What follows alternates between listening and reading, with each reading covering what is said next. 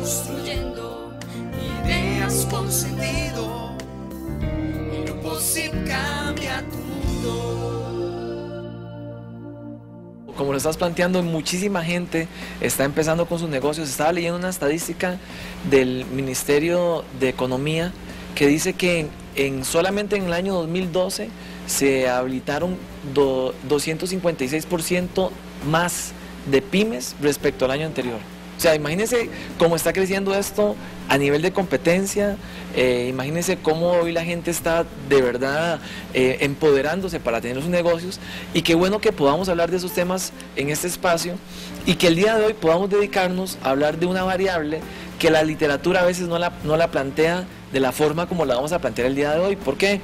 Porque hoy no nos vamos a basar en la teoría tradicional de las etapas de un negocio, que son precisamente muy comunes leer en cualquier literatura esas etapas, sino que lo vamos a hacer desde la parte vivencial. Vamos a compartir con todas las personas que nos acompañan cuáles son las etapas que experimenta un emprendedor, que experimenta alguien que comienza a gestionar su negocio desde la vivencia. ¿Okay? Entonces, tengo por aquí 6 etapas, Alonso, y me parecen sumamente interesantes. La primera de ellas tiene que ver con la etapa del deseo o del interés. Yo creo que no hay mucho que decir al respecto. Es el momento en el cual usted dice: tengo ganas. Quiero ese negocio. Y ese quiero, tengo ganas, digámoslo de esta otra forma, te comienza a generar una pasión que cuando usted conversa con la gente a su alrededor, la gente se da cuenta que de verdad usted está entusiasmado con esa idea. Incluso son los hombres que cuando tienen ese deseo ahí adentro, la esposa le dice: pero no, ¿cómo usted va a ponerse ese negocio? No, si usted donde está bien. Quédese ahí para que usted va a renunciar del trabajo que usted tiene, tantos años usted ahí trabajando para RTN, ¿verdad? No, ¿para qué? Al final pueden ser las mismas señoras que tienen ese deseo de emprender el negocio, y ella ve un potencial en ese negocio, y tristemente a veces es el esposo el que le dice: no, mire, mamita, no, quédese aquí con los chiquillos, mejor, para nada. Pero es tan fuerte el deseo, a eso es lo que me quería referir, es tan fuerte la pasión que en algún momento terminas simplemente emprendiendo el viaje. Cuando ya emprendes el viaje, generalmente, en buena teoría, deberíamos de entrar en una etapa de planeación de negocio. Y dije en buena teoría porque eso lo conversamos en programas anteriores también hablando al respecto. La mayoría de gente no planea. La mayoría de gente se deja llevar por el entusiasmo, se deja llevar por ese deseo, se deja llevar por el facilismo que la emoción le comienza a brindar. No sé si me explico, pero psicológicamente hablando, hay emociones que lo hacen a uno sentirse eficaz. Por ejemplo, cuando usted se enoja, usted siente eficacia de incluso enfrentar una pelea física, porque está enojado. La emoción como tal te libera una serie de energía que te permite enfrentar esos momentos. Bueno, el entusiasmo precisamente es una emoción que, si yo no la sé canalizar de manera correcta, me puede llevar a ver aquello como algo muy fácil. Incluso ahí es donde muchos expertos se ven envueltos en lo que se llama el síndrome de la autosuficiencia. Y el síndrome de la autosuficiencia es precisamente que veo aquello tan fácil, que veo aquello tan sencillo, que entonces le pierdo el respeto al tema como tal. En la Primera Guerra Mundial, un militar británico sabía que si él iba a Turquía, a una península que había ahí, y él atacaba a su enemigo por ese lado, podía acabar la pelea en 6 meses. Pero tristemente, cuando llegaron a hacer la operación como tal, en lugar de llevar a 150.000 soldados, se fueron con 17.000.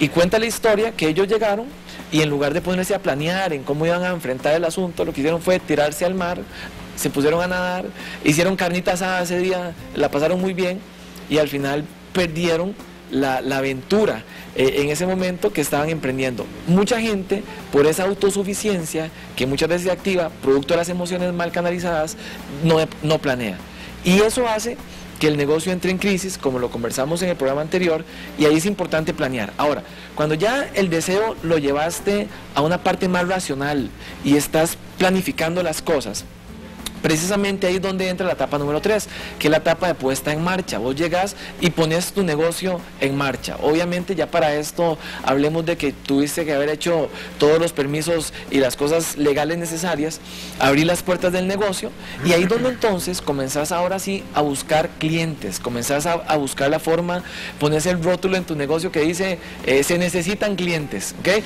En ese momento, cuando ya usted pone el negocio en marcha, si no has hecho un buen trabajo previo de planeación, ahí es donde muchas veces la gente comienza a sufrir. ¿Por qué? Porque ahí es donde aparecen los errores, ahí es donde aparece la insatisfacción que se le da al cliente como tal, ahí es donde incluso te das cuenta que nunca hiciste un flujograma de procesos, nunca hubo un diseño de servicio, de cómo íbamos a atender, no hay un sistema contable por el cual nos vamos a basar, y entonces tenés que correr ya con el negocio puesto en marcha, tenés que estar corriendo, invertirle tiempo extra precisamente para poder compensar esas limitaciones y esas debilidades. Después llega la etapa, que es la número 4, que es la etapa de proyección del negocio, que es donde comenzás a imprimir aquellos volantes y te vas ahí a los semáforos a repartir los volantes, ¿verdad? Para que todo el mundo en la comunidad sepa que ya abriste tu negocio. Y todas estas etapas, que son etapas vivenciales, vea que usted nunca las va a encontrar en la teoría, nos mete en una etapa que es a la que me quería referir el día de hoy. Y yo le llamo la etapa de frustración. Es la etapa en donde el emprendedor, después de que ha hecho todo lo que estamos hablando, o está haciendo todo lo que estamos hablando, sin dejar de mencionar la inversión económica que implica tener un negocio y el sacrificio que también eso conlleva, muchas veces ahí es donde el emprendedor entra en un proceso de confusión, porque dice que claro, no estoy viendo los resultados que yo estaba esperando. Yo necesito ver números, no veo resultados. Entra la duda, ¿será que me equivoqué de negocio? ¿Será que de verdad me precipité? ¿Será que monté el negocio en el lugar correcto? ¿Será que tengo que cambiar la ubicación? Ahí es donde entonces, en esa etapa de frustración, la mayoría de gente termina tirando la toalla. Y yo quería plantear esto desde esta forma vivencial, porque si tal vez hoy alguna gente nos está acompañando y está en esta etapa, que es la etapa de frustración, o puede ser que alguien esté montando su negocio, pero en estos días puede ser que llegue a esa etapa de frustración, entonces ahí es donde tenemos que entender que el éxito va a estar en cómo nos podemos equilibrar en esa etapa de frustración. ¿Cómo mantenerlo? Para llegar a la etapa 6, que es la etapa en la cual o yo cierro el negocio o yo me replanteo. Vea toda la vuelta que yo di, Alonso, para llegar aquí, porque es el punto que más me interesaba en esta conversación, y mucha gente, créame, que posiblemente puede estar ahí. Cuando hablo de cerrar o replantearme, hay un concepto que yo quiero proponer el día de hoy, que es un concepto que podríamos hacer 5 programas más, solamente ese concepto, que se llama competitividad. Cuando yo me voy a replantear en mi negocio, es el momento de aumentar la competitividad, porque el enemigo del emprendedor no está afuera, el enemigo del emprendedor está adentro. En otras palabras, a veces nos preocupamos tanto por la competencia, muchísimo por la competencia, que descuidamos nuestra competitividad. ¿Cómo podríamos definir la palabra competitividad para hacerlo sencillo y rápido? La competitividad es la capacidad que yo tengo de ser distinto de los demás. Yo tengo que entonces preguntarme qué necesito fortalecer, cuál proceso de servicio, por ejemplo, tengo que rediseñar para poder dar al cliente lo que necesita, lo que está esperando. Y entonces cuando yo me replanteo, lo que yo estoy haciendo es aumentando mis propias capacidades de negocio, lo que yo estoy levantando es mi potencial de negocio para ahora sí poder competir. Yo no estoy diciendo que la competencia no sea importante. Uno no puede jugar en el mundo de los negocios dándole la espalda a la competencia.